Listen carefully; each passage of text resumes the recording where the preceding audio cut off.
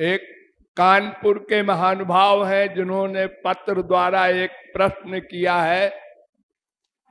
उनका एक छोटा सा प्रश्न है। रामायण में तुलसीदास ने लिखा है, औरव एक गुप्त मत सबई कहूं कर जोरी, शंकर भजन बिना नर भक्ति न पावई मोरी। शिवद्रोही ममदास कहावे इत्यादि। तो उनका प्रश्न है कि क्या शंकर भजन आवश्यक है? बिना शंकर जी के भजन के भगवान की भक्ति नहीं मिलेगी, ऐसा सिद्धांत है? तो ऐसा सिद्धांत नहीं है। तुलसीदास के समय में हमारे देश में दो विरोधी सिद्धांत चल गए थे।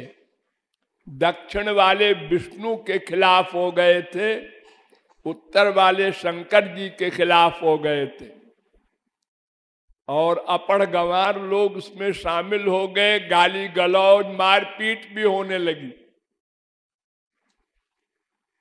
तो ऐसे एटमॉस्फियर को शांत करने के लिए वैष्णवों से तुलसीदास जी ने कहा, अरे भाई मैं हाथ जोड़ के कह रहा हूं कि शंकर जी का विरोध न करो। भागवत में शंकर जी का सबसे ऊंचा स्थान दिया गया है।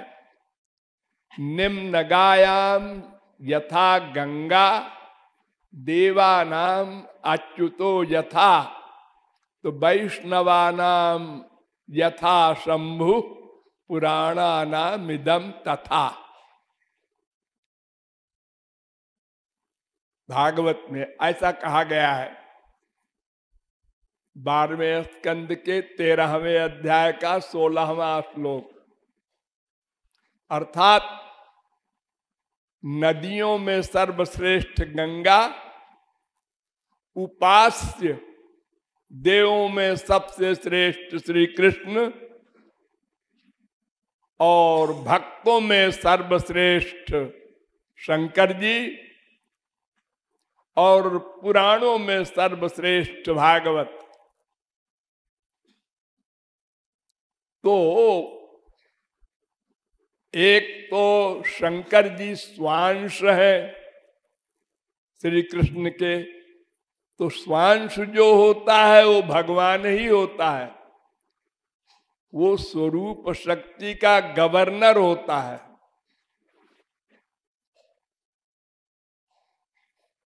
इसलिए उसको भगवान के समान ही ऐश्वर्य प्राप्त होता है। और अगर कोई न माने ये बात कि शंकर जी भक्त थे श्री कृष्ण के, महाराष्ट्र में गए थे गोपी बन करके, तो शंकर जी की भी भक्ति किया था राम ने, कृष्ण ने। वो आपस में सब एक हैं, वहां कोई झगड़ा नहीं है। झगड़ा तो ये मनुष्य की खोपड़ी में होता है। नंबर 3, अनन्यता का मतलब होता है कि भगवान के अतिरिक्त माइक विषय में मन का अनुराग हो जाए तो अनन्यता भंग हो गई। माइक यानी विभिन्नांश जो जीव हैं, मायाबद्ध, मायाबद्ध, मायाबद्ध, नोट कर लो। अगर किसी मायाबद्ध में हमारे मन का अटैचमेंट होता है तो अनन्यता गई। और अगर भगवान का जन है तो तस्मिन् तज्जने भेदा भावात, भगवान और उनके जन में भेद नहीं होता।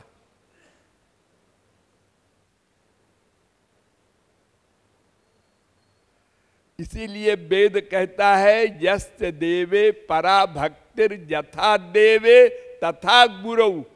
जैसी भक्ति भगवान में हो वैसी ही गुरु में हो। तो श्री कृष्ण ध्यान दो, उनका नाम, उनका रूप, उनका गुण, उनकी लीला, उनके धाम और उनका संत, इतने में कहीं भी मन का अटैचमेंट हो तो वो अनन्य ही कहलाएगा। भगवान शंकर तो भगवान है। अगर वो अजामिल या कोई और बड़ा पापी आज भगवत प्राप्ति कर ले तो वो भी भगवान के समान पूज्य हो जाएगा और उसका भी चिंतन करने से भगवत प्राप्ति हो जाएगी, अनन्यता गड़बड़ नहीं होगी। ये आशय है। प्रश्न किया है कि भगवान का नाम लेते हुए गुरु का ध्यान कर सकते हैं क्या? हाँ, कर सकते हो। केवल गुरु की भक्ति से भी भगवत प्राप्ति होती है, अथवा भगवान प्लस गुरु को एक साथ एक कक्षा में मानकर भक्ति करने से भी भगवत प्राप्ति होती है। केवल भगवान की भक्ति नहीं होती। तो गुरु का ध्यान करो और भगवान की भावना रखो और भगवान का भी ध्यान करने का अभ्यास करो, क्योंकि लीलाएं जब आप गाएंगे श्री कृष्ण की तो लीलाओं में भगवान का ध्यान करना पड़ेगा। बाल लीलाएं हैं, अनेक प्रकार की ऐसी लीलाएं हैं, इसलिए अभ्यास करना चाहिए राधा कृष्ण के ध्यान करने का। फोटो रख लो एक, उस फोटो को देखो और फिर आंख बंद करके उसी प्रकार का बनाओ, फिर फोटो देख लो, फिर बनाओ। ऐसे ही 10-20 दिन, महीने, 2 महीने अभ्यास करने से रूप ध्यान बनने लगेगा। कोई घबराने की जरूरत नहीं। लेकिन अगर हमेशा भी आप गुरु का ही रूप ध्यान करें तो भी भगवान को और खुशी होती है, वो नाराज नहीं होंगे।